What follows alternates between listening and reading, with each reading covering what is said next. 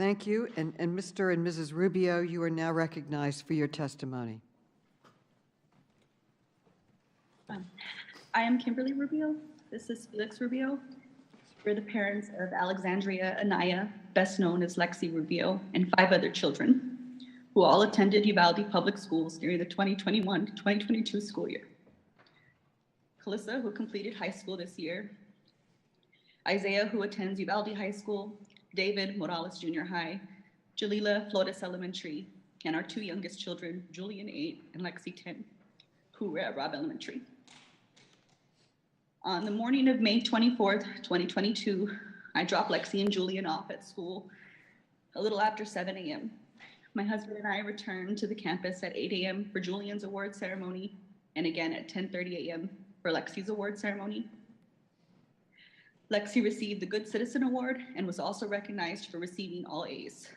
At the conclusion of the ceremony, we took photos with her before asking her to pose for a picture with her teacher, Mr. Reyes. That photo, her last photo ever, was taken at approximately 10:54 a.m. To celebrate, we promised to get her ice cream that evening. I told her we loved her and we would pick her up after school.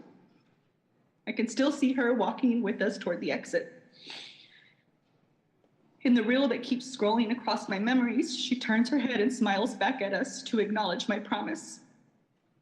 And then we left. I left my daughter at that school, and that decision will haunt me for the rest of my life. Afterward, Felix dropped me off at my office, the Uvalde Leader News, and returned home because it was a rare day off for him between normal shifts and security gigs he takes to help make ends meet. I got situated at my desk and began writing about a new business in town when the news office started hearing commotion on the police scanner, a shooting on Diaz Street near Robb Elementary. It wasn't long before we received word from my son's teacher that they were safe, secure in the classroom. Once evacuated from campus, the children were reunited with parents and guardians at the Civic Center. My dad picked up Julian from the Civic Center and took him to my grandmother's house. One of our Robb kids was safe.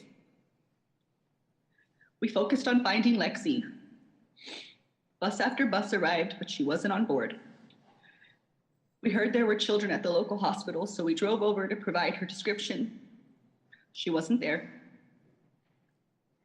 My dad drove an hour and a half to San Antonio to check with the university hospital. At this point, some part of me must have realized that she was gone.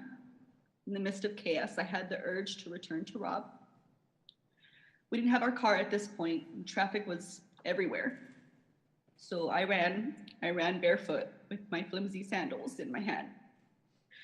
I ran a mile to the school, my husband with me. We sat outside for a while before it became clear we wouldn't receive an answer from law enforcement on scene. San Antonio firefighter eventually gave us a ride back to the Civic Center, where the district was asking all families who had not been reunited with their children to gather. Soon after, we received the news that our daughter was among the 19 students and 2 teachers that died as a result of gun violence. We don't want you to think of Lexi as just a number. She was intelligent, compassionate, and athletic. She was quiet, shy unless she had a point to make. But she knew she was right. She so often was. She stood her ground. She was firm, direct, voice unwavering. So today, we stand for Lexi, and as her voice, we demand action. We seek a ban on assault rifles and high-capacity magazines. We understand that for some reason, to some people, to people with money, to people who fund political campaigns, that guns are more important than children. So at this moment, we ask for progress. We seek to raise the age to purchase these weapons from 18 to 21 years of age. We seek red flag laws, stronger background checks. We also want to repeal gun manufacturers' liability immunity.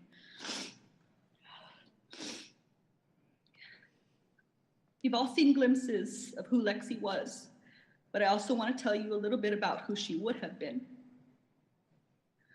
If given the opportunity, Lexi would have made a positive change in this world. She wanted to attend St. Mary's University in San Antonio, Texas, on a softball scholarship. She wanted to major in math and go on to attend law school. That opportunity was taken from her. She was taken from us.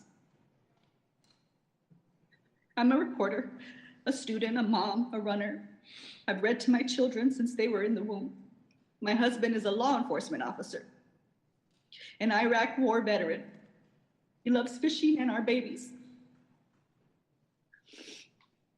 Somewhere out there, there's a mom listening to our testimony, thinking, I can't even imagine their pain, not knowing that our reality will one day be hers, unless we act now. Thank you for your time.